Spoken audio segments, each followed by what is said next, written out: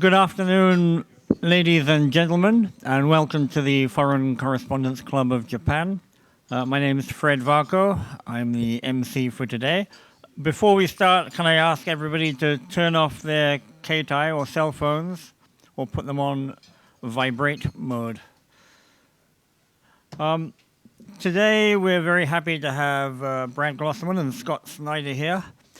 Brad's an old colleague of mine from the Japan Times, so the less said about that, the better.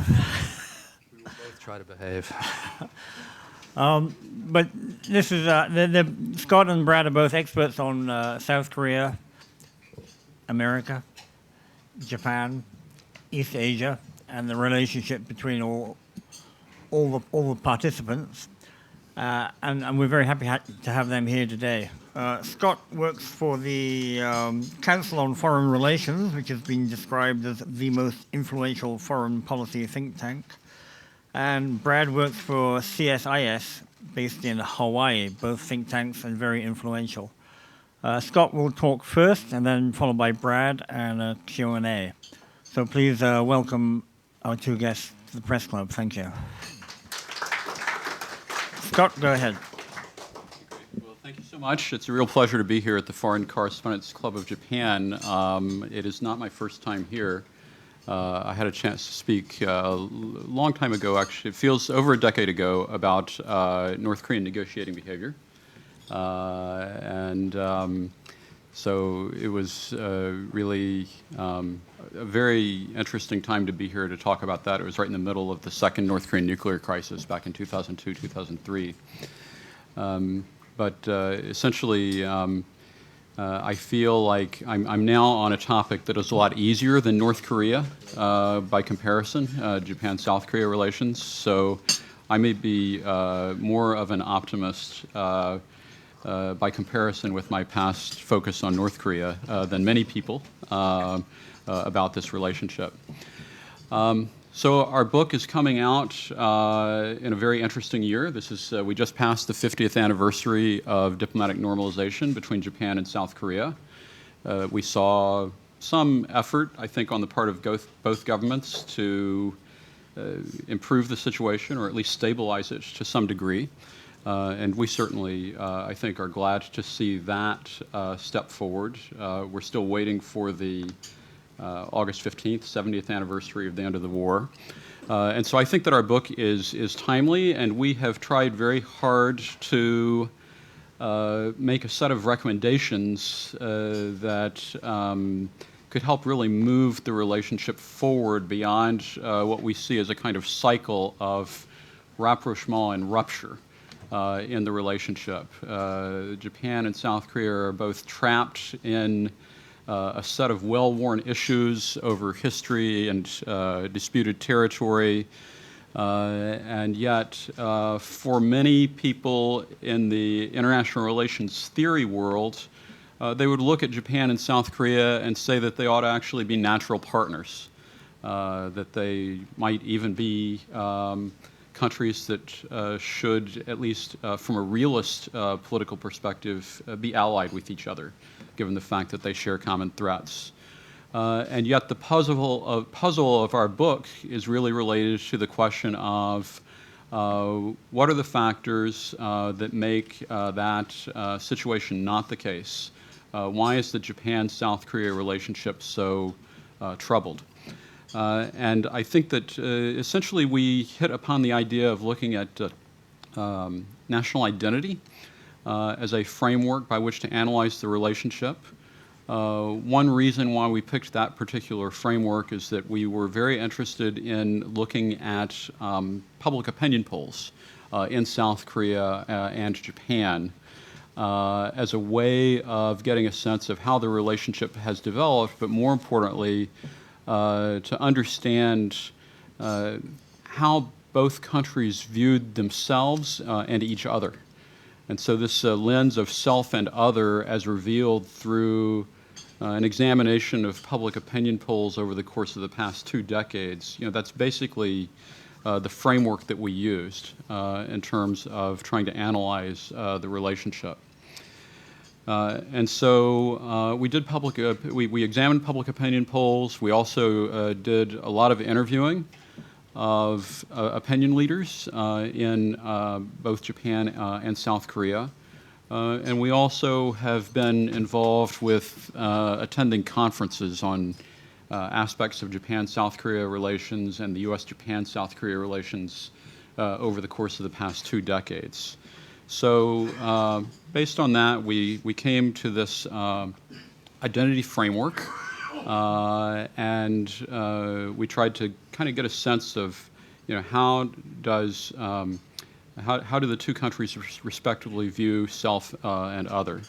And I think it's pretty clear on the South Korean side that identity and a strand of that identity for South Korea since the establishment of the ROK in 1948 has been related to recovering from the experience of Japanese colonial rule. I mean, all you have to do is look at the calendar in South Korea to realize that there are 2 public holidays per year where South Koreans are thinking about the past and thinking about South Korean identity in opposition to that of Japan. And also, we think that on the Japan side, there's a lot of issues that surface related to perceptions of self and other that affect the Japan-South Korea relationship. One of the things I think that the catchphrases, I guess, that we hear these days in Japan is related to Korea fatigue, and some of this fatigue about dealing with Korean issues, I think, can be attributed in part to some of the challenges that Japan is facing that can also be expressed in identity terms. And then another aspect of what we try to do in the book is to also look at the U.S. perspective and the U.S. interest in creating an enabling environment for a stable South Korea-Japan relationship. I think really the U.S. interest in seeing a stable South Korea-Japan relationship goes all the way back to the aftermath of the Korean War and the establishment of 2 parallel security alliances with Tokyo and Seoul. But then also it's clear that in the 1990s, North Korea became a focal point for policy coordination led by the United States with South Korea and Japan respectively. In the late 1990s, they established something called a Trilateral Coordination and Oversight Group.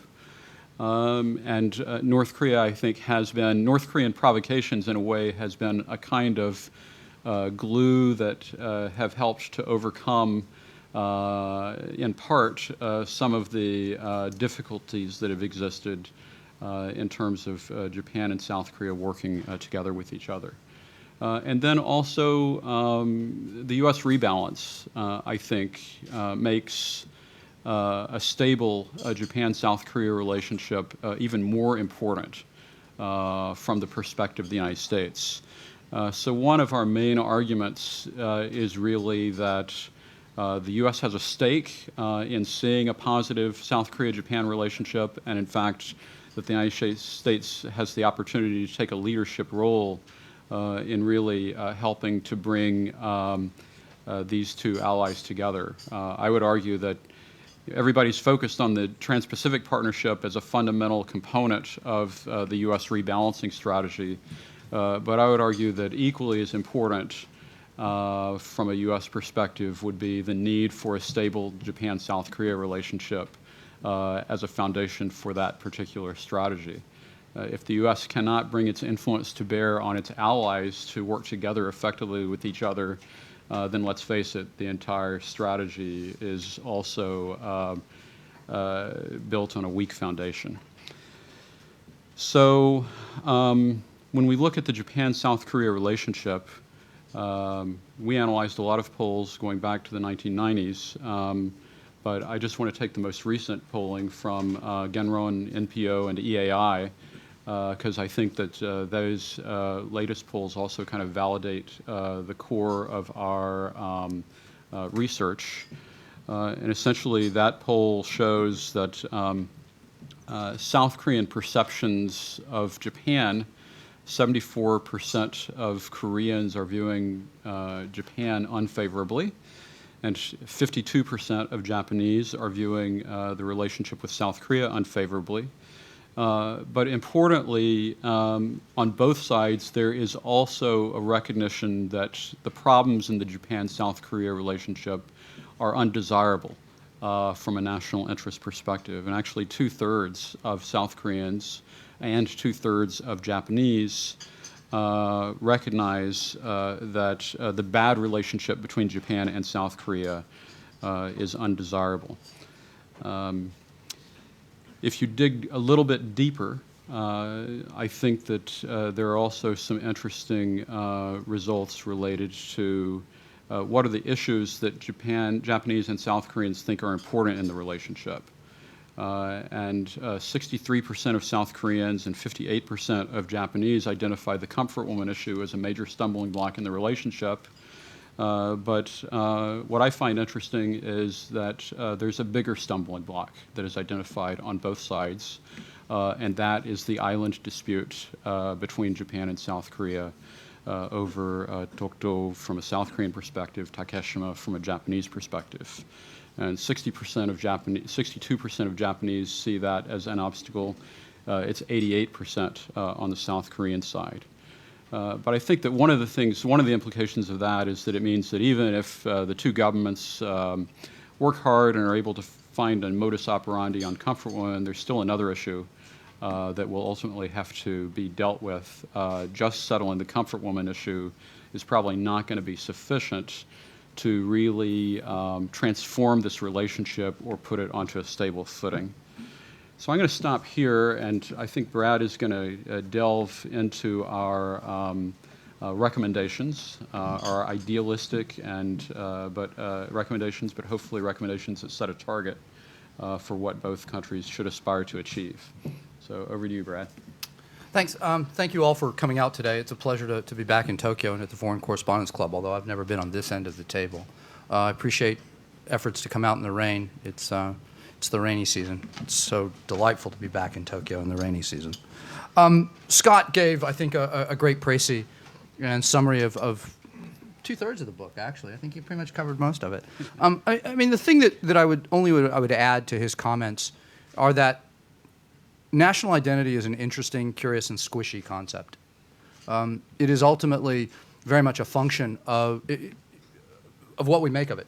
You know, identity is constructed, and that's one of the things that comes out of so much of this work is that national identity is a very thick weave, and the strands that tend to be larger and tend to get most of the focus at a given moment are a reflection of larger political forces at work.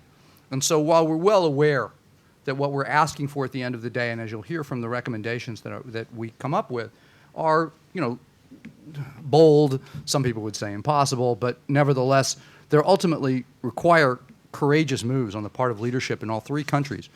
And yet, they are possible. And I think what defines political possibility is ultimately the courage of the leaders. And so, this is somewhat cyclical, but the larger point here is that we're dealing with concepts that offer a lot of wiggle room.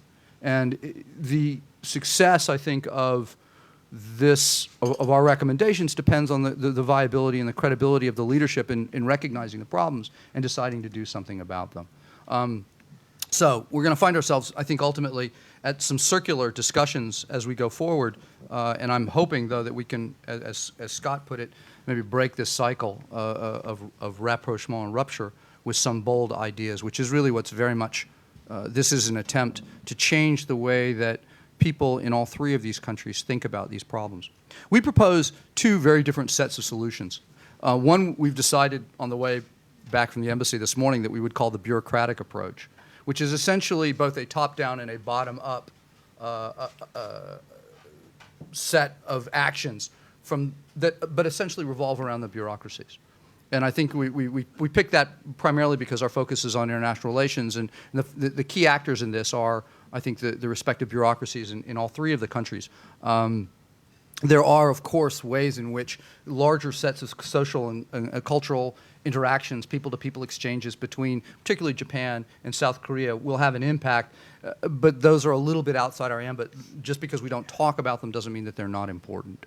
But the top-down, the first piece of this, the bureaucratic, or what I call the lowest common denominator approach, really revolves the leadership of the three countries, number one, getting together at every possible opportunity and undermining the importance of trilateral cooperation. So when the three leaders are at APEC, when they're at the G20, when they are at the United Nations General Assembly, every time they're in the same postal code or area code or what have you, they should be getting together, as they frequently do bilaterally, but getting together in a trilateral context to signal to their publics and to their respective bureaucracies the importance of this trilateral cooperation.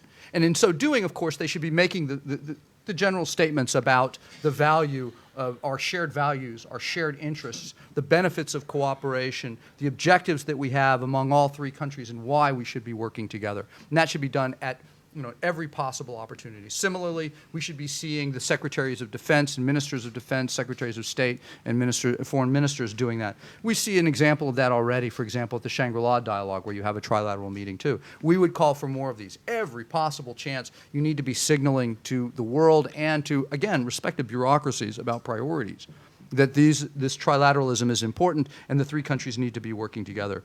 Of course, there are other, we should be doing this as well from the bottom up at the working level. So whether we have a trilateral secretariat in the State Department, which was set up during the TCOG process, I believe, and subsequently there has been one stood up about 3 years ago in the State Department for trilateral cooperation. My understanding is it's a very, it's not doing a lot these days, but hopefully that'll be fixed. We'd like to see the alliances working together, whether you have a U.S.-Japan bilateral exercise with South Korean observers or a U.S.-Korean exercise with with Japanese observers. Again, this is taking place. It needs to be more routinized. We'd like to see a 2+2+2 of the Secretaries of Defense and State. We'd like to see policy planning coordination. All sorts of opportunities within the three bureaucracies for the three countries to be working together, obviously bilaterally as well, but in many cases we think the trilateral context would, for the reasons that Scott identified in relationship to the rebalance in the larger set of trilateral issues, makes a great deal of sense. Obviously, within this context as well, the U.S., I think, plays a really important role. And it will, moreover, in the second set of recommendations I'll get to in a moment. But the U.S. at this moment is doing a great deal to facilitate the trilateral discussions. And I think it probably, we believe it needs to do more. The appropriate verb here is actually quite important. Facilitation, I think, is clearly required. Mediation, less so. And mind you, some of the objections to some of the things that we talk about and that we recommend are precisely regarding the nature of the U.S. role, and we can flesh that out in the discussion if you have questions about it. But we see the U.S. as being able to facilitate these discussions, to facilitate the context, to, if you will, put a spotlight on the gestures by certain countries so that when Japan does something for South Korea, that the Koreans actually take notice of it and that the Japanese get the credit that they deserve. Similarly, when Japan makes a commitment, that the United States can be cognizant of those commitments as well and hold, if you will, the feet to the fire, the government's feet to the fire to make sure that those commitments are honored. So we see those as being integral parts of the American role. That's the easy piece, and quite frankly, that's fairly obvious. I'm surprised that more of that is not done, and some of it is being done, and Scott and I will take credit for that, but it probably predates our book by some degree. The larger set of recommendations is what we originally called the Grand Bargain, the Grand Reset, or what we also just call the leadership approach. And what this really requires is the top leaders in the three countries making a very bold decision to put history in the rearview mirror once and for all, to break that cycle, and to make gestures that fundamentally change the perceptions of the other. We see each country having the opportunity to do something. The United States, for example, I think needs to acknowledge its fingerprints on so many of the important actions and consequences of what has occurred over the last 115 years. The United States has played a critical role in outcomes, directly and indirectly, in the Asia Pacific and in East Asia since the turn of the 20th century. And there is a long range of issues that we can discuss in this context. But the United States, I think, needs to, at the very minimum, acknowledge the fact that it has played a role and that it bears some responsibility for the outcomes that have been created. There's a lot more there, but I'll save it for the Q&A. Second, Japan needs to make similarly bold actions. And following on the recommendations that Scott made, we, number one, suggest that Japan renounce its claim to Takeshima and Dokdo, and that it offer monetary payments from the government to the surviving comfort women. Those are the two biggest and boldest, I think, gestures that Japan could make. South Korea, for its part, needs to accept these gestures on the part of the Japanese and essentially close the door on the past.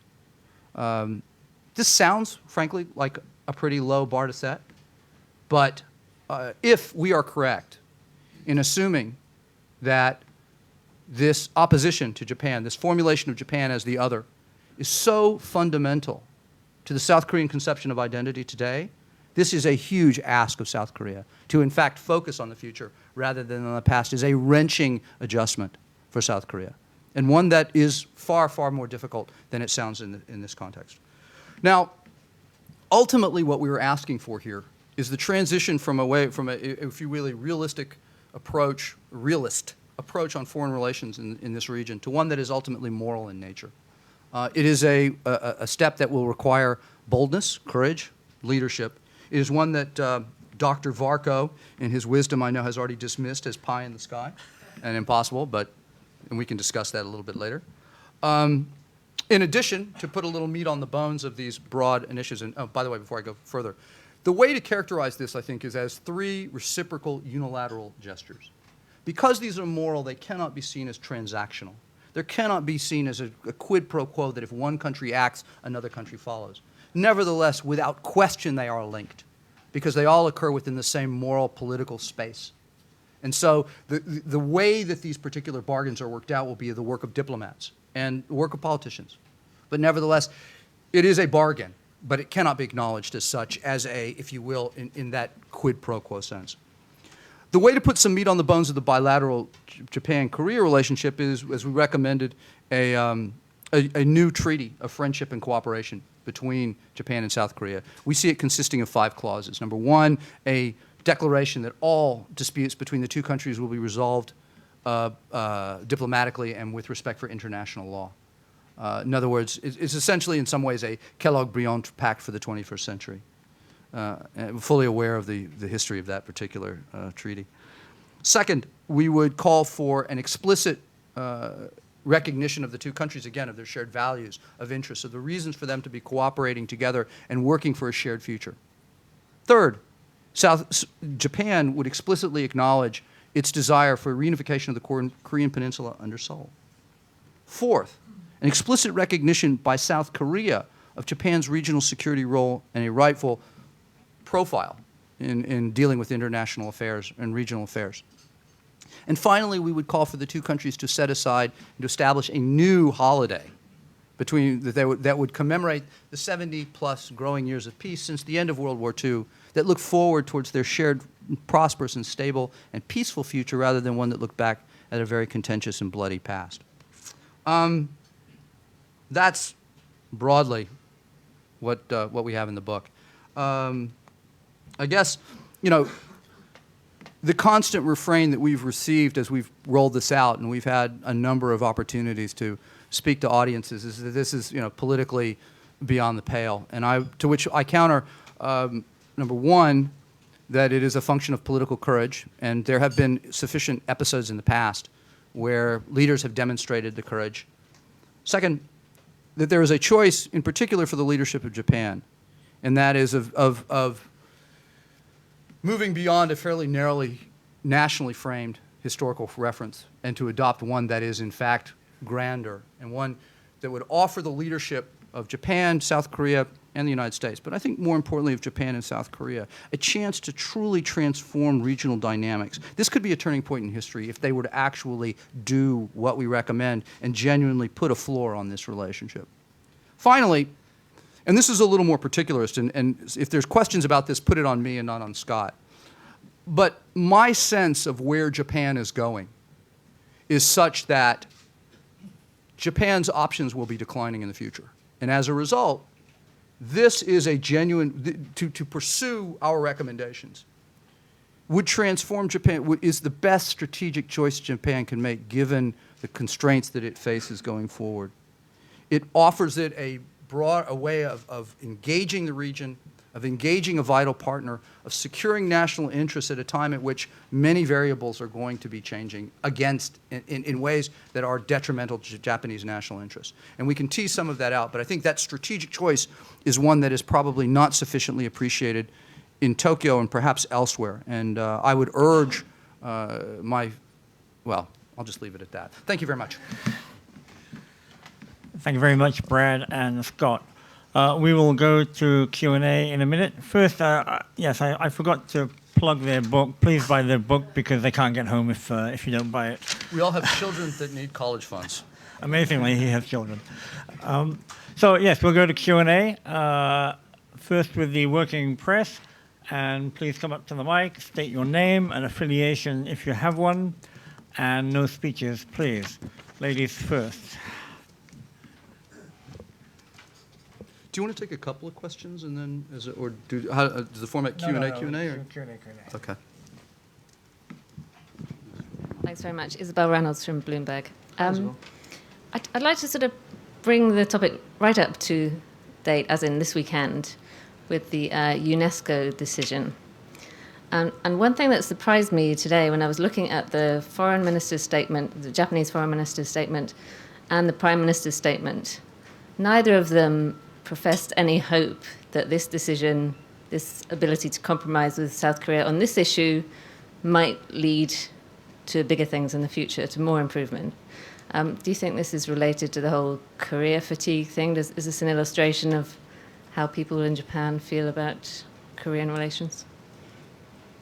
Do you want me to start, or you want to? Yeah, go ahead. I mean, UNESCO is one of the poster child for this case that we make.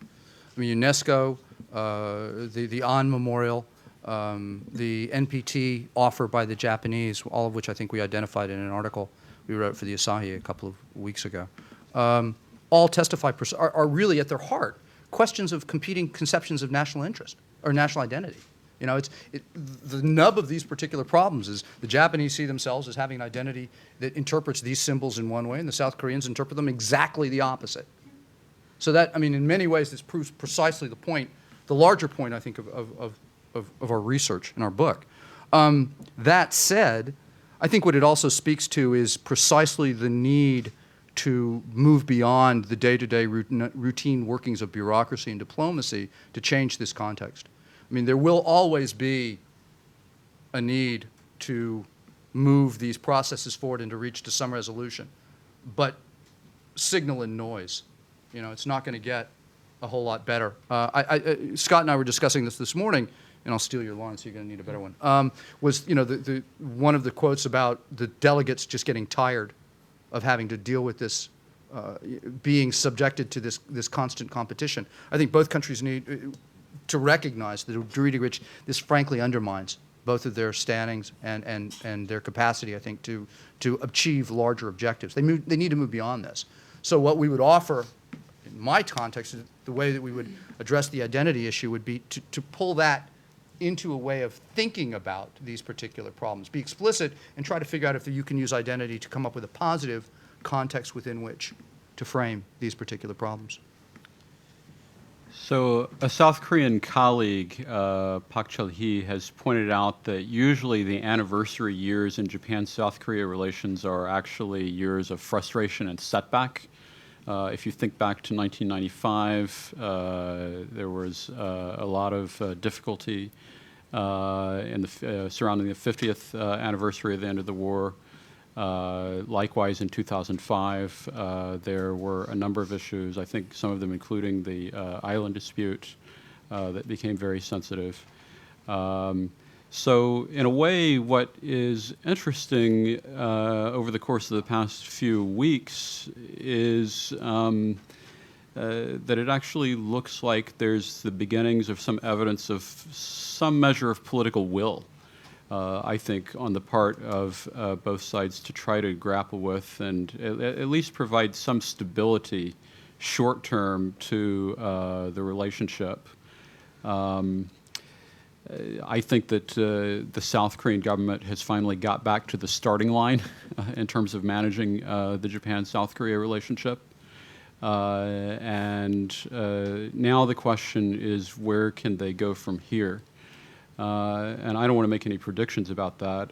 There's certainly a lot of interest on the South Korean side in what Prime Minister Abe will say on August 15th. But essentially, over the course of the past 2 months, what we've seen is, in my view, essentially the normalization of the Japan-South Korea relationship up to the cabinet level. We saw we saw defense ministerial meetings, we saw the economic ministers meet, we've seen foreign ministerial meetings. And so, the real question is related to, can the groundwork be laid now for the next step, the obvious next step of a summit? And I think there are two different approaches that could be taken on that. One would be to have a summit that that effectively continues to manage for the time being the relationship and helps to stabilize it in the short term. And that is certainly welcome, but essentially what we're proposing in our book is the idea that if you just do the short-term management, it's still not going to be enough to unleash the potential of the relationship.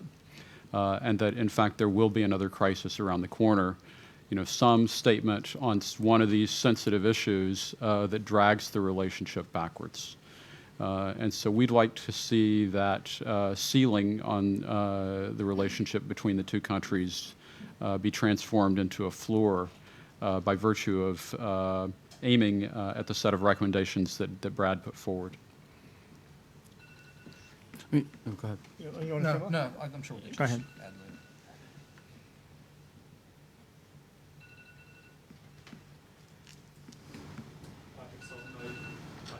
Zürcher Zeitung from Switzerland. You're talking about national identity a lot here, but I don't think you've even mentioned once the name of the two leaders on both sides. How much do personalities matter? If you look at South Korean polls, Prime Minister Abe is something like the embodiment of the devil. He's less popular than Kim Jong-un. So how is it possible? People matter, don't they, in the end? So how is your vision, or do we have to wait until both of these are gone? Yeah. So you're absolutely right. We did not name the individual leaders in our description of our bargain. And individual leaders certainly will matter in terms of the prospects for being able to achieve the steps that we've proposed, because those leaders really have to bring along their respective publics to embrace a new concept of identity and relationship with the other that would really be unprecedented. And so I don't want to prejudge whether President Park or Prime Minister Abe are up to that particular task.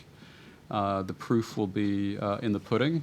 So I think that the way I'd like to put it is that we've simply identified a challenge and a bar for both leaders to consider and hopefully to meet. And we think that if they meet that challenge, they'll be in the history books. If they don't meet that challenge, then I think the historical assessment will not be as positive. I think the only thing I would add to that is the traditional way of looking at this, or the typical response we get is that this government in Tokyo is unlikely to make the gestures that we're recommending. And the thought is, of course, that it would take, the immediate reference, the counter is Nixon to China. And of course what that also means is that you would need something of a conservative nationalist leader in this country who would make the bold step and would therefore be able to deliver, if you will, the conservative opinion and has that credibility frankly on the right side of the political spectrum. But then again, I mean, the personalities matter insofar as At the end of the day, we're asking people to step outside traditional bureaucratic routines and I think a narrowly bounded conception of national politics and to do something world historical. That is a function very much of personality. That's it. Great. Thank you. Any more questions? Anybody out there? Fujita-san.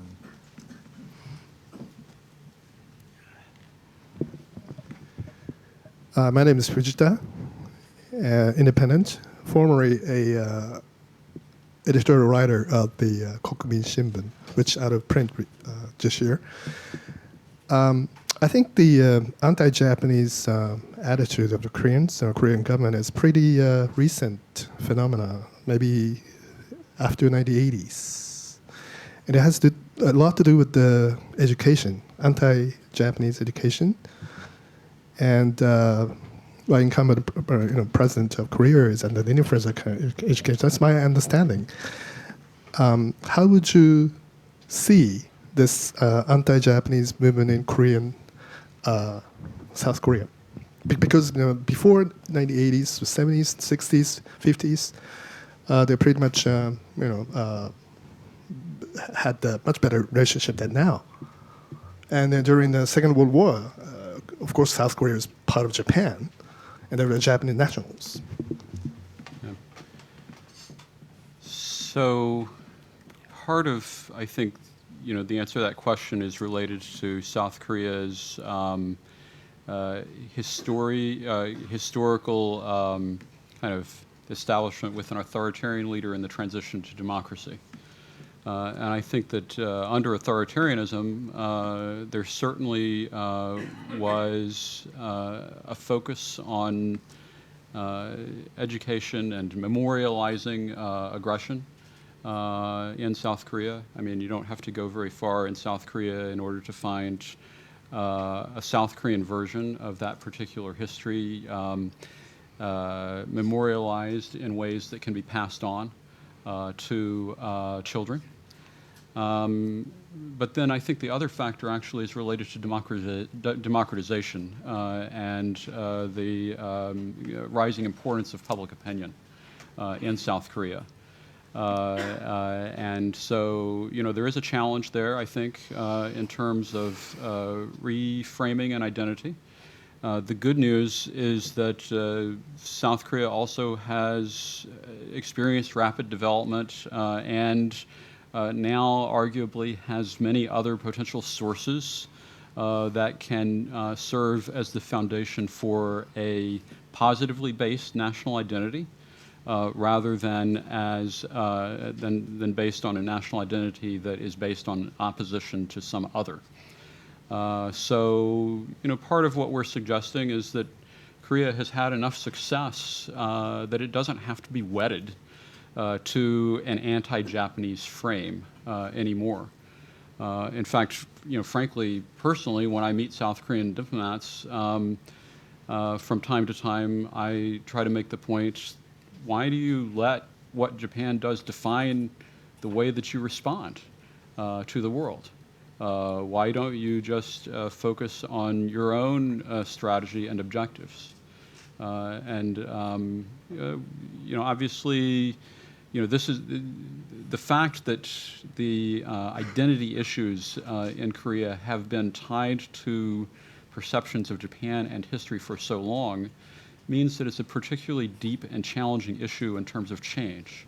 But I think there's also a basis upon which to believe that it's possible at this stage in South Korea's development, for it to shift and for a political leadership to promote that shift if they're given the tools that they can use in order to do that.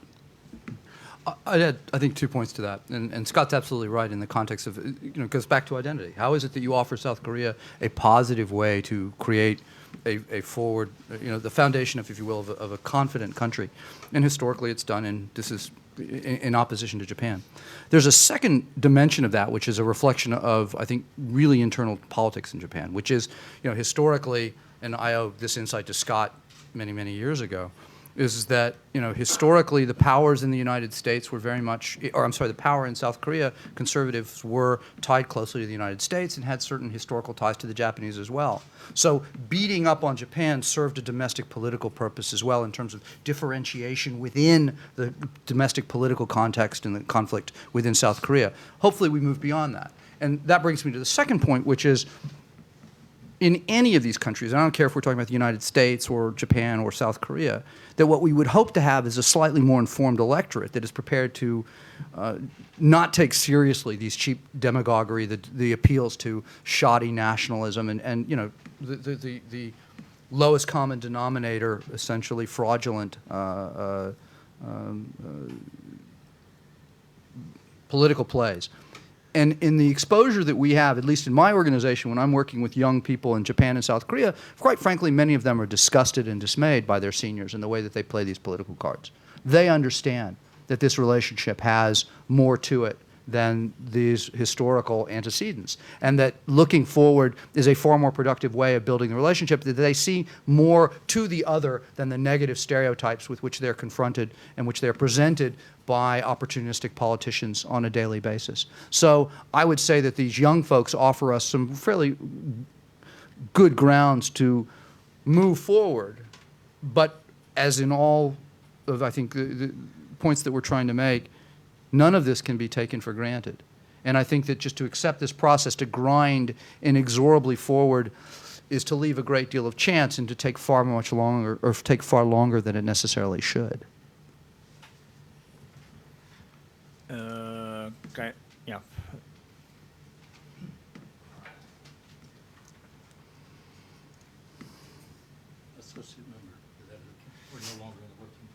Oh, we are on the working press. Stefano? We have a feudal system here, sorry. Thank you. My name is Stefano. Flog him. Okay, my name is Stefano Carrera for the Italian Economic Daily. So it seems that next month, Prime Minister Abe has a chance and a choice to either disappoint or to please the Korean nation during his speech for the anniversary of the end of the Second World War. What is your forecast about this speech, and or what he could or should say in your opinion? And the second question, if I may, regarding these recent moves toward a better relationship or less tense relationship, do you think that there is a role in economy? I mean, for instance, recently Korea has been hit by the MERS problem, so actually it seems it's not the best time to antagonize Japan on general issues like the Meiji industrial sites and so on. Do you think this is playing a role or not? Thanks. I'll take the first one. You can take the second one. Okay. But you start with the second one. I got to think about the first one. Yeah, I mean, the MERS case, I think, has been interpreted politically in South Korea as a further sign of the current administration's relative weakness. And so it could be interpreted as a reason why South Korea may not be prepared to be able to move forward boldly and to take some kind of gesture like this. But I think that also you could make the opposite argument, that what has been missing from President Park's performance domestically has been a sense that she's willing to step up and take leadership. And it may be that an expression of leadership in a positive direction could also win her some support. Now, of course, the Japan issue does present some challenge in terms of the historical association of her father with that, but I don't really see that historical association as being absolutely defining in terms of what she might be able to do. I mean, there's a lot of younger people, they know that Park Chung-hee was associated with normalization of relations between Japan and South Korea, but I don't think that they're focused on that or have a connection with that in any special emotional way. The Abe statement. I'm sure you all have better contacts or the same contacts that I do in the Kante and the cabinet. I mean, my sense is there are a lot of very smart people that are advising the Prime Minister and offering him thoughts. There are also a lot of clever people that are in that orbit as well, and I'm not sure which group is going to prevail. My sense is that the Prime Minister is well aware of what he can do that would quiet, I mean, for quite a while, many of the doubts and the speculation about his broader intentions and what, you know, his aims and strategic ambitions. My guess is, and from what, again, the reporting that I've read, for the most part, is that he will not do that. He will make a statement that he thinks is going to respond to his political imperatives. And I mean, to put it crudely, I think he's going to think of himself as a national leader at this point rather than a world historical leader, as Scott and I would prefer. I'm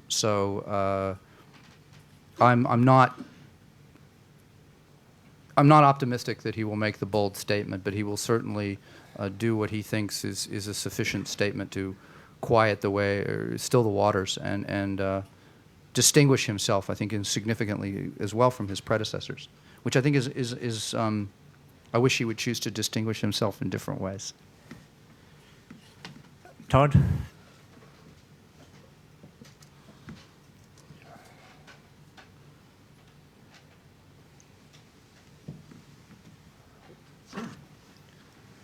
My name is Crowell. I'm with Asia Sentinel in Hong Kong.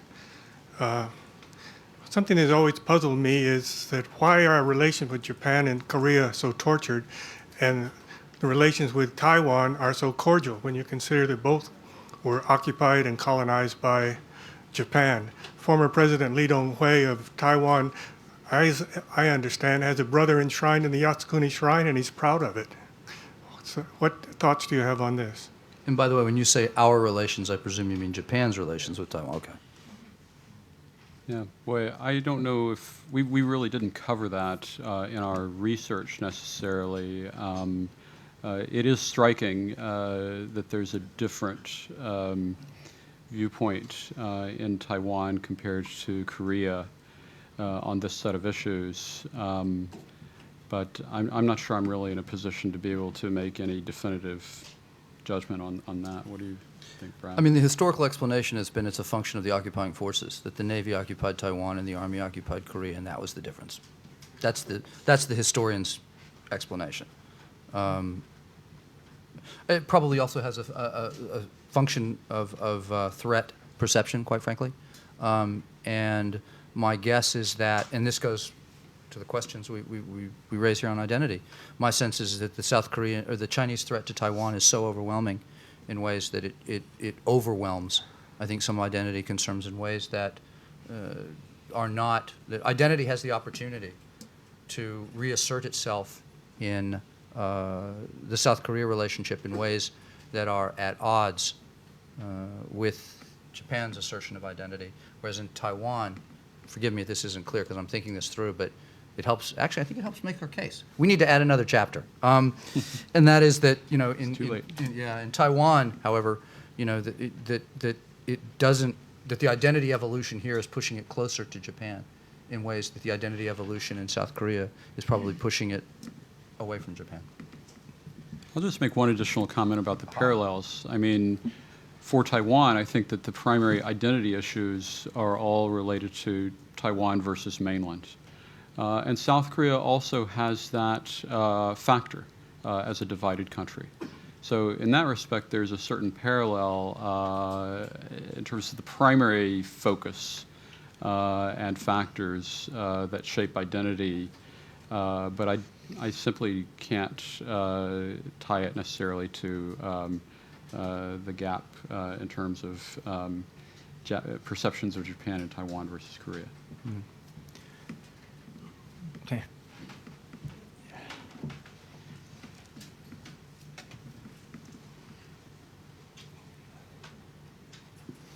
Siegfried Knittel, freelancer and writing for the Austrian newspaper Der Standard. I think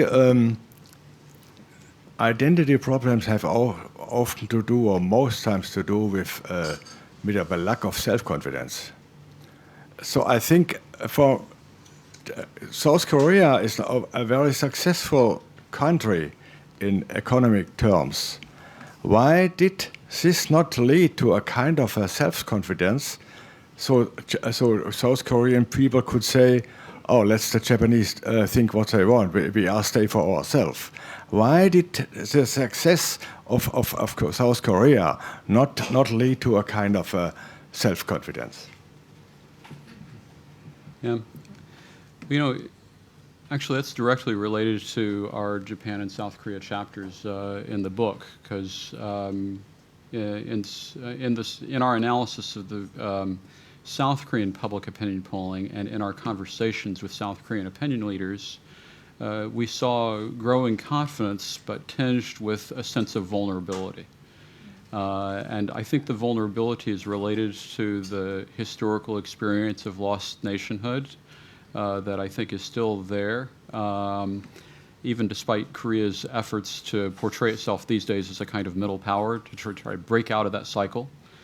And then on the Japan side, actually the backdrop of economic stagnation, I think, has definitely had an effect on the level of confidence among the Japanese public, and has created a greater sense of drift and confusion, maybe, here. An early draft of this book was called Confidence and Confusion, which summarized the prevailing, the one-word summaries of each country. I mean, when we went to South Korea, we asked, how do you define South Korean national identity? And South Koreans, really simple. Every single person we talked to said, democratization, liberal market economy, confident country, and then they would say in the very next breath, and a shrimp among whales. That sense of vulnerability it persists. And it really, you would think that despite all the changes that have occurred, that you're right, they would move beyond this need of a negative other. And I think that part of the explanation for that is precisely what we've been discussing earlier in terms of the democratization process, in terms of the development process, and the inner workings, if you will, of Korean politics. And so you're right in theory. Practice is frustrating you. Go ahead.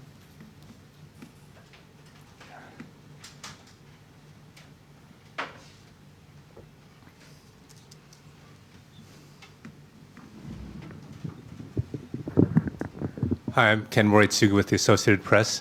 I wanted to ask about Japan and China because, as you're well aware, they also have a major history issue. I'm wondering to what extent you see identity as an issue in that particular relationship. Is South Korea, Japan somehow different than China, Japan, or are there some parallels? Definitely parallels. I mean, both countries see themselves as leaders of the region. Both countries have issues in regarding how they fit. I mean, for Japan at least, an identity is precisely how it fits into the region. We all go back to Meiji. That's what the Datsuwa is all about. The Chinese leadership's identity is built upon its victory in the anti-Japanese war. And Japan has been the boogeyman for Japanese children, particularly since 1992 in the Great Re-Education campaign. And I think so. A Japanese other is very much fundamental to Japan or Chinese conceptions of identity, and clearly the Chinese mirror in a lot of ways. And I think we say this in the book. China is a mirror in many ways that accentuates the senses of confusion in this particular country. China, in so many ways is everything Japan isn't: big, growing, dynamic, confident, nuclear weapons, UN Security Council permanent seat, and Japan isn't. So I like to say that China is a funhouse mirror that Japan looks in, distorting everything it sees about itself. So yes, both of them are fundamental. If somebody wants to give me money, I'll do in my next book on that, the Japan-China national identity clash. But for the time, and in fact, at one point, we actually did some research on that, but mercifully decided to put that aside and focus on these two countries. That was quite enough to chew on for the time being. Yeah, I mean, the real problem I think that we faced in terms of trying to include China is that the main focus of our study was on using public opinion as the lens through which to get at these identity issues. And obviously there are some huge challenges in terms of getting adequate public opinion data independently in China.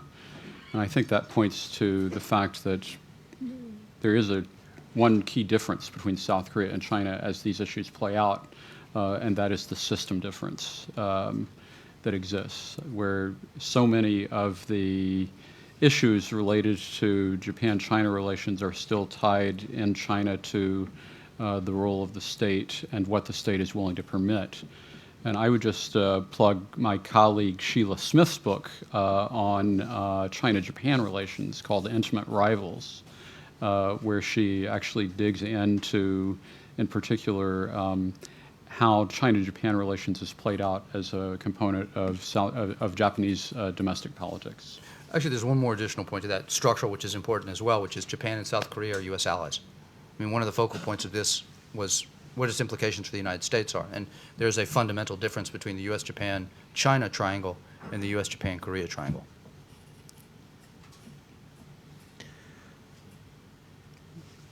Press? Okay, just wait a little bit.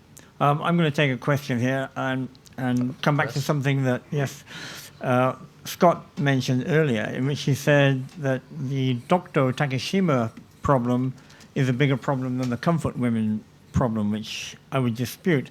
And the reason for that is Dokdo, I think, as far as I can see, it's settled in a way. It's not going to change, right?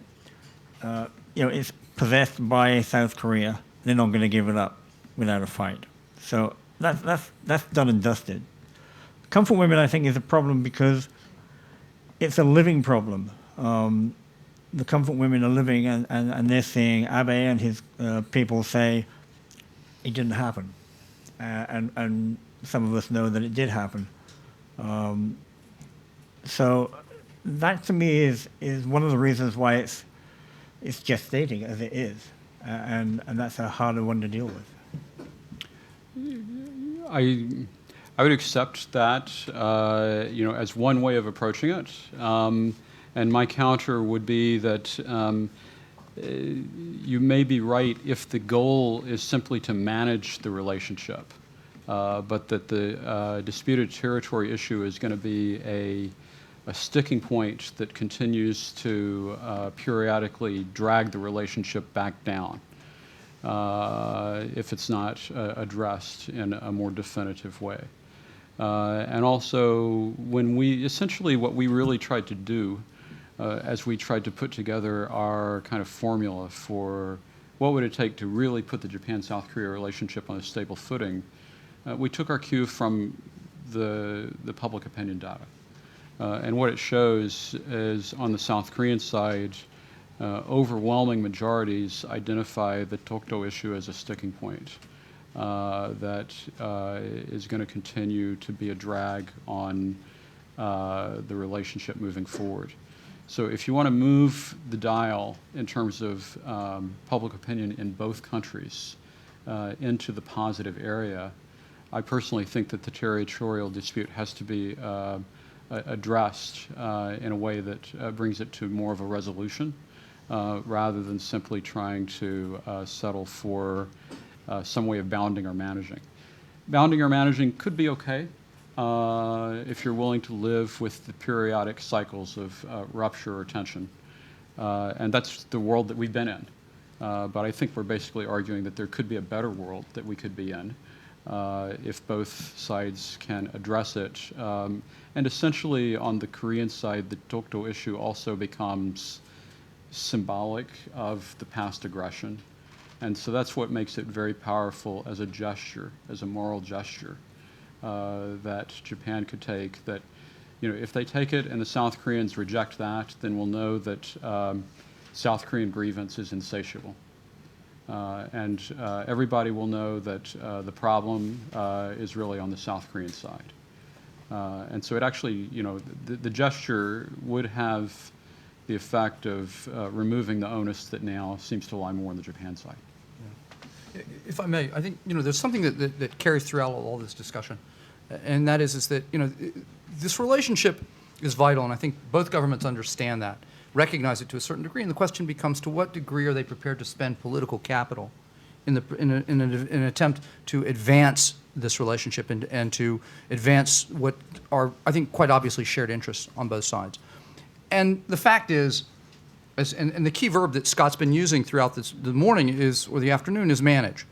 The relationship is being managed. I mean, we've had troughs, but I think there is an understanding in both countries that there are certain contexts that will continue, that at the moment, when it truly is needed, the two countries will rise to the occasion. And that's probably a safe assumption. I also think it's a somewhat dangerous because it's ultimately a limiting assumption. And there is a great deal of work that goes on that is subterranean and will continue to be subterranean precisely because the people that are doing this work see it as important and see it as valuable and are scared that if they raise their heads above the parapet to take credit or to demonstrate what the possible positive effects of a positive relationship are, that they risk having their heads cut off the next time there's a downturn. And Scott and I think believe, and a number of other folks, we're not alone in believing in the value of this bilateral and the trilateral, is that that's not good enough. It's sufficient, but it's by no means good enough. And so the question becomes, do the political leaderships on either side, and do the people like ourselves who believe that this is of value, are we prepared to stick our necks out and make a better case to do more? And then we're up against the questions then of what is possible, why is it or isn't it possible, and what risks are folks prepared to take? Okay, we're running out of time. Two people had their hands up earlier, so we'll try and get them in. Guy in the pink shirt. Associate member, dude. We pointed it out, therefore she might be flawed that. That's right. We're happy to have him associate with us. The associates pay the bills at this club. Do we want to strike some of these comments from the record? David Satterwhite, with 2 earned graduate degrees in Korean studies. Uh-oh. Thanks very much for Scott. yes. Thanks very much for the enlightening comments and for the book. I look forward to reading it. 3 interrelated points. They're not 3 different questions. One, Brad, in your comments, you were described this is a sort of a squishy subject, which is to say national identity. And then later, I think you hit the nail on the head when you described the use of national identity, for instance, as a construct and continued use in China. Mm-hmm. That we need to be aware of it as such because it ties into the question of leadership, which was your very next point when you raised this. I make a distinction between leadership and statesmanship. To be able to be the articulator of a grand bargain, that you had described, Scott. And we have 3 historical figures. The third one I mentioned will get shot down. But the point is, Kim Dae-jung, who was kidnapped from Japan and knew the Japanese government was complicit in hiding what was going on, was the one who articulated a rapprochement, cultural and otherwise. Secondly, Koizumi Sensei went off to Pyongyang as a statesman trying to accomplish something. And the third, laugh with if you will, but Kim Jong-il actually fessed up to the kidnapping. Point is, there are historical precedents for the leadership that would be necessary to take these steps. And I tie that in then to the leadership as we see it today. Let me not go further right at the moment, but a very important point on your suggestion of giving up ownership of Takeshima Tokto within a context of Japan having 3 territorial issues. And it's very unlikely in my mind that Japan would give up Takeshima while the Senkakus are so much a figure in Japan-China relations and have to be managed within a context of giving up the 4 northern islands or not. And so I would hope to see a broader recommendation of giving up Shimaneken's Takeshima, for instance, related to the realities of the region. Thank you. You want to take it? You do. I'm probably going to repeat what Scott just told me this morning. That's all right. I would say all the points that you made where you agreed with us, you were right. All that stuff about leadership and statesmanship, good man. I like the way you think. It's in the book. It's in the book. Buy the book. And I mean, you're right in terms of those individuals, and whether the question becomes, does the leadership today have those capabilities, those ambitions, that vision? We'll see. Second, in terms of the Senkaku's mirror, number one, the key difference is, as Scott says, effective occupation. It's very different. And the argument that we make in the book is that distinguishes it, so it doesn't necessarily set a precedent, one. Two, South Korea, and Scott said this, occupies the islands. Japan has said that it will not resolve these by force, that it prefers a diplomatic solution. In that case, it's resolved. It's done. This is not going to change. So it strikes us that what Tokyo could just as easily do is renounce that claim, get rid of this moat in the particular relationship, and at the same time then offer an opportunity for the two countries to work together for joint development by eliminating this irritant. And if in so doing it then provides China with a similar model, it renounces its claim and then they pursue joint development, more the better. So there you have it, squared your circle. That was a good answer. Well done, Brad. Did you and Scott want to add anything? I would just say that Japanese foreign ministry has had a perennial problem in terms of being able to devise an internally consistent maritime policy that allows them to address all three of these disputes to maximum advantage. And we're simply trying to bracket this one off and look at it really primarily in the context of the historical context of the Japan-Korea relationship, which I think is unique and different from the other relationships. Are you okay for time for 5 minutes? Sure, I'm good. Okay, we have one question here, and then last question will be Joan. Thank you. Makoto Honjo, associate. There is a strand of thought that South Korea is moving towards China in the general scheme of things. And I think about a year ago when Ian Bremmer came over here, he sort of agreed with that position. And he said that there was a very real possibility of Korea moving towards the Chinese orbit than otherwise. And given that kind of trend, could you see any grand bargain happening? Because grand bargains of that sort with Japan would be would not necessarily fit with a concept of moving towards the Chinese orbit. I'll start with that, and I'll let you think for a minute, because I'll just jump right in. Ian Bremmer's wrong. China is not Korea is not moving into the Chinese orbit. I'm not concerned about that. I don't know of anybody in Washington that takes this stuff seriously that does. I mean, there is an understanding, a calculation in Seoul that for its strategic interests, it needs to maintain good relations with Beijing as a way of maximizing its leverage vis-a-vis Pyongyang. And so that is a purely tactical move, and that the larger strategic shift is not, I think, in effect.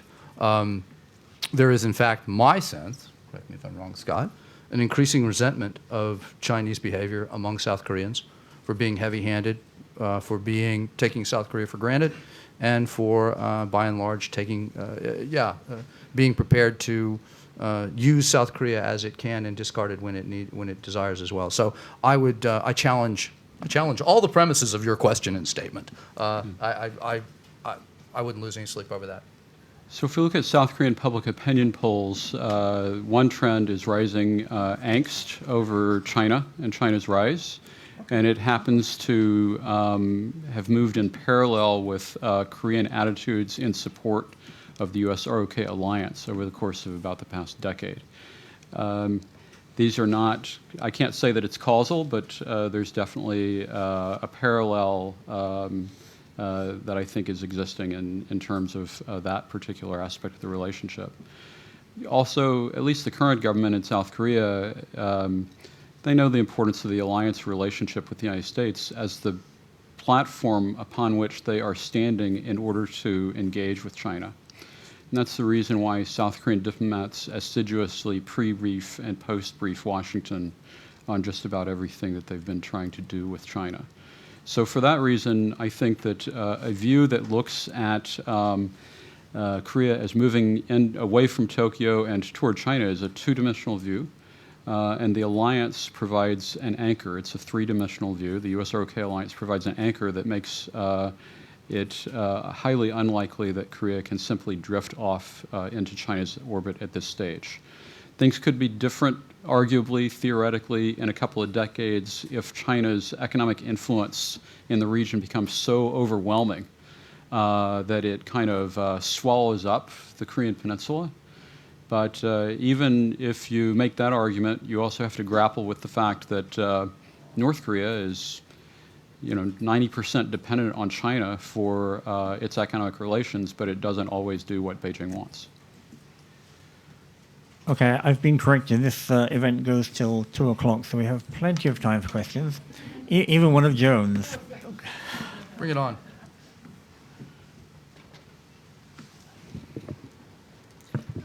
Joan Anderson, Sokogakai International. So I actually have two questions now that you've given me a few more minutes. One is how you're proposing to achieve unification, or whether you actually think a buffer against the negative other is necessary in your new vision of the region. Brad's looking confused. Unification of Korea, the Korean Peninsula. Okay.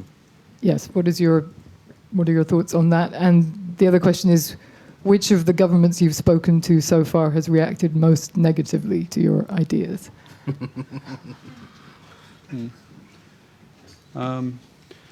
Okay, well, we don't really deal with the subject of Korean unification in the book. Brad did suggest that a part of the Japan-South Korea rapprochement in our proposal should be the idea that Japan supports a Korean unification led by South Korea.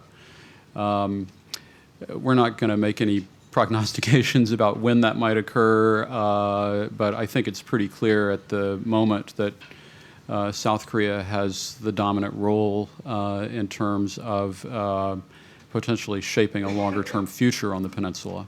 I mean, even Beijing is recognizing Seoul's increasing importance as it thinks about its own policy toward the Korean Peninsula. But the other reason why I think that that particular element of our proposal is important is that if you really look down the road and think about, if Korean unification happened, the core security interests that will come into conflict, interestingly, are going to be those of Japan versus China, right? Usually this is framed, the Chinese focus on the United States, but it is the peninsula that has historically been characterized as the dagger pointed at the heart of Japan. And for the Chinese, the peninsula has been the hypothetical invasion route that could threaten Beijing. So, the real challenge longer term, if unification occurs, is going to be to create a framework for regional stability that somehow satisfies both Beijing and Tokyo in ways that can make a unified Korean peninsula sustainable rather than returning it to the fate of being the object of competition among its neighbors. Which government's most negative? South Koreans are pretty happy about what we've put forward. The Japanese are not happy. Although on occasion they kind of acknowledge there's some wisdom.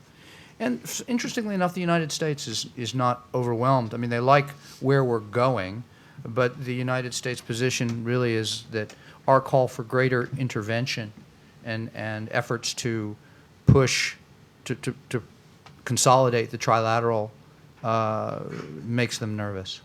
So, You mean the high-level grand bargain approach? Well, yeah, the high-level approach. But anything where the United States might be perceived as having to could be perceived as taking sides, which we're not calling upon, but anything also as well that requires some the truth of the matter is the grand bargain and the call for the United States to take more responsibility for decisions that it's made is a very contentious question, and one that frankly is faced we hear echoes of it every year in August, but there's more to it than that, but that's part of this. Annabelle? Deja vu.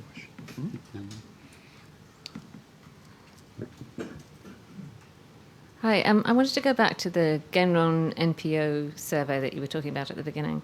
The thing that stood out to me at the time was that quite a significant majority of South Koreans saw Japan as a military threat. I knew you were and gonna say as someone living in Japan, that seems utterly ludicrous, and I'm wondering how that idea has spread in South Korea. Scott will give you the long answer, but the short answer went because I've asked exactly that question of South Koreans, and their answer and their reply was because of the timing of the poll. It was during the collective self-defense debate, and consequently, that forced the South Koreans to think more about the military component. I thought that was silly as well, and my sense is that it suggests how fallacious and how shoddy, and how thin, if you will, the South Korean understanding of Japan is, and I took some hope from that. In other words, that it would offer the Japanese a fairly simple way to correct that perception. But apparently, the actual explanation is timing. Well, I would argue that there's also the issue of the role of the media, actually in both countries, to a certain extent. I think obscures in some instances the positive things that are going on in each country toward the other. South Korea pretty much obsessed over coverage of the Abe visit to Washington, but it was hard to find recognition in that coverage that Prime Minister Abe in his joint press conference with President Obama made a pretty definitive statement about his government is going to uphold the Kono Statement, which had been actually the media obsession in South Korea for the previous 9 months as part of the Kono Review. So it's ironic that actually South Korean media was kind of blind. And I think this points to another role that the U.S. has in all of this, and that is to help both governments in South Korea and Japan to hear and understand some of those signals and to cut through some of the media noise. So the Kono Statement and the Abe administration's upholding of it is an example on the Japan side. On the Korean side, the March 1st statement that President Park Geun-hye made actually praised Japan's post-war role. I don't recall around March 1st seeing much reporting about that, but I think it was actually an important statement, and I think that it properly interpreted was a kind of indicator that she was moving toward supporting a more normal relationship with Japan at that time. And I think there are more episodes like this. We can look back over the last couple of years where one country has made a gesture that has deserved more credit and has not received it. And again, that would be a U.S. role to make the case to the other country about the opportunities that are being missed. I'd like you to expand on the media side, being part of the media. So you say. There's been a lot of talk within this club, especially, but within the media about the media being controlled by the government here. I don't know so much about the Korean media, but how much we're talking about identity, and how important is the media in establishing the identity of the countries and the identity of who they're fighting against, the opposite country?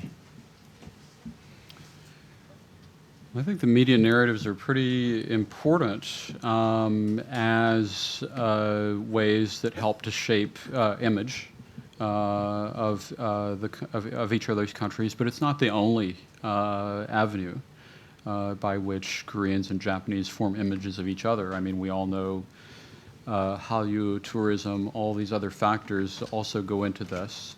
But the factor that we were really interested in the book was related to the question of the relationship between political leadership and public opinion.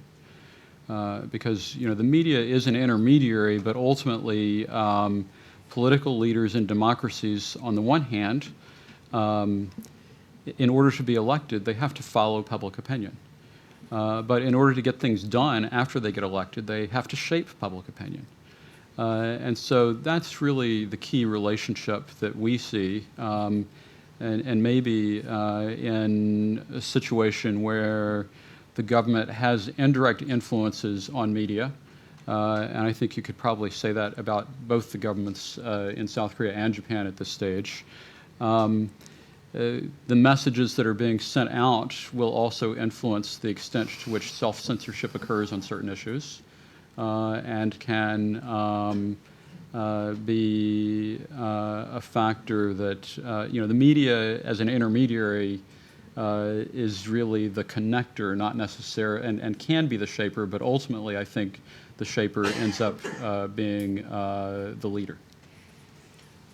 I'm struck in the work that we do that when we have conferences and discussions, which are fairly regular occurrences, that it invariably someone informed who knows better or who knows will blame the media for the problems that we're tackling in that particular discussion.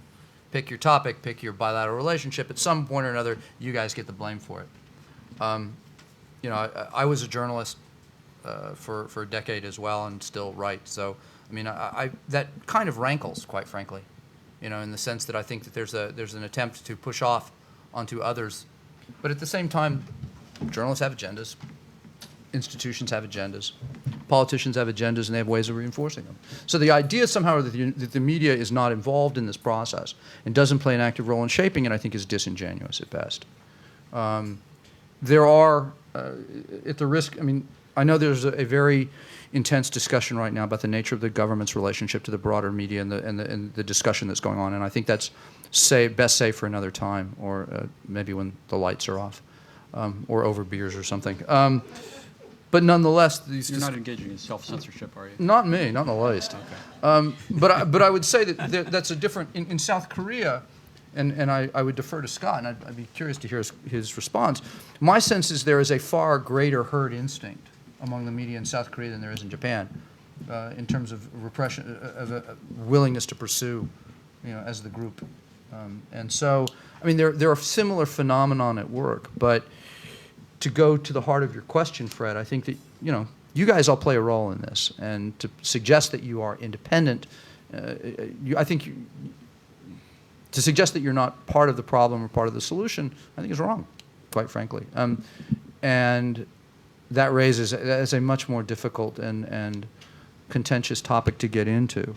But it's one that, I mean, as someone who has sat at that side of the table, I think it's a fair to argue that you are somehow not involved in this is wrong. And you have obligations both to your readers, to your institutions, and to the politicians, of course. And balancing that is tough. But there are very fundamental questions about responsibility, I think, that the media has to address. It's a really wimpy, squishy answer. Do you want to take up the... I'll just say that I think that the government-media relationship in Japan today reminds me more of the South Korean government-media relationship that I'm historically familiar with than it used to under previous governments in Japan. Okay, here's a follow-up question. It's an easy one. Which country is more controlled by which country's media is more controlled by its government, do you think? I think you just answered that. No, I did not answer that. I simply suggested a trend line. And the trend line that I'm suggesting is that that relationship in Japan is looking more and more like the one that historically has existed and frankly still exists in Korea. Whereas previously, I think that the Japanese government-media relationship looked less like the relationship that has existed in Korea. And of course, the government-media relationship in Korea is still framed by the legacy of the authoritarian past. I mean, there's been a transition to democracy, but there are certain latent levers and methods by which to try to influence media messages. It helps if you're popular. So, I mean, what we've also been witnessing in South Korea is the decline with President Park's popularity ratings of her ability to frame or limit media coverage of sensitive issues. But there's a reason why usually South Korean presidents' scandals are exposed after they leave office rather than while they're still in office. Any more questions? Fujita-san, dozo.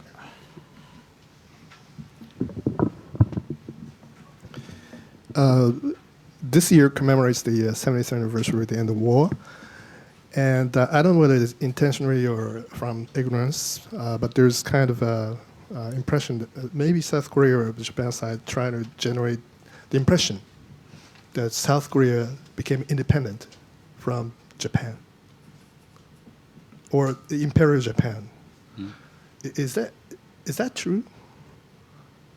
So from which entity South Korea became independent? According to the preface of the South Korean constitution, it says that the same reads anti-Japanese sort of entity is the origin of the independence of the South Korea or something like that. So I'd like to clarify, taking this opportunity. Well, so the Korean popular perception of August 15th, it's really known as Haebangnal, which is Liberation Day. And so, I mean, you don't, huh? August 15th. 15th is the independence. 15. 15. Yeah, is known as Haebangnal. So it's, but that's really liberation. So that's the way that the South Korean public kind of. The declaration was given on the 15th. Okay, well, the 15th is the day that everybody's waiting for, people to make their speeches. Go ahead. I defer to him.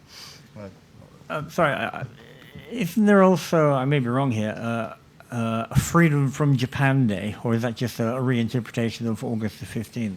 So, well, there's also the March 1st holiday, which is Independence Day. It commemorates a declaration made in 1919 by 33 Korean nationalists who were seeking independence from Japan. Okay, any more questions? We're running out of time. One Last question. Well, once more. Could you elaborate? Could you elaborate on your the position that you said that Japan's options are declining, and this is probably the best time to sort of strike a deal, or a grand bargain, or whatever you call it? I was wondering if somebody was going to call me on that one. Sure. And put in a plug. This is actually the reflection of, or the results of research I'm doing on another book that I'm just about to finish on Japan. And I will preface this by saying that I think my views of Japan are particular. They do not represent the mainstream of thinking in the United States. I think the mainstream is wrong, but that's me. My sense is that Japan has, despite the ambitions of the current leadership, peaked. That Japanese productivity has some wiggle room, but will not be going much up. Structural factors, deficits, decline, deficits, debt, demographics are such that Japan will become a smaller country with a smaller footprint.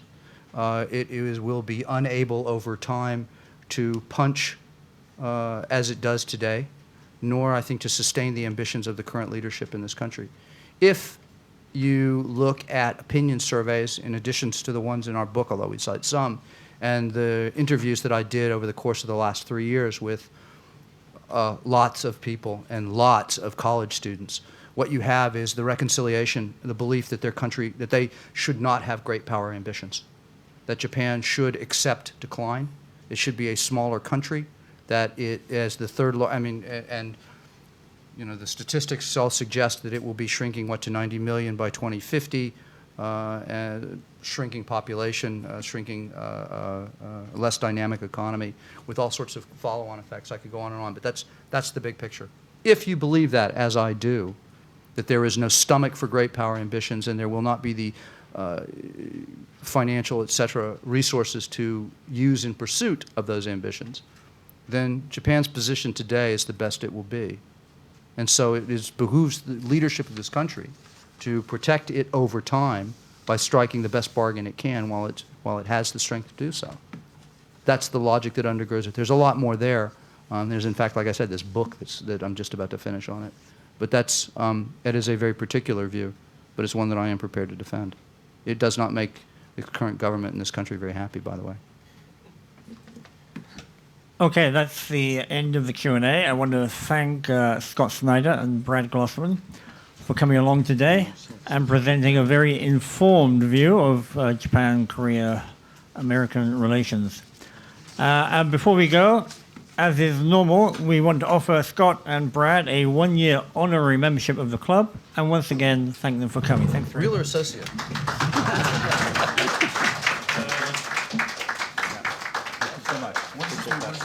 You can go to the toilet here. Excellent. Good, because I actually didn't. Thank you all for coming, by the way.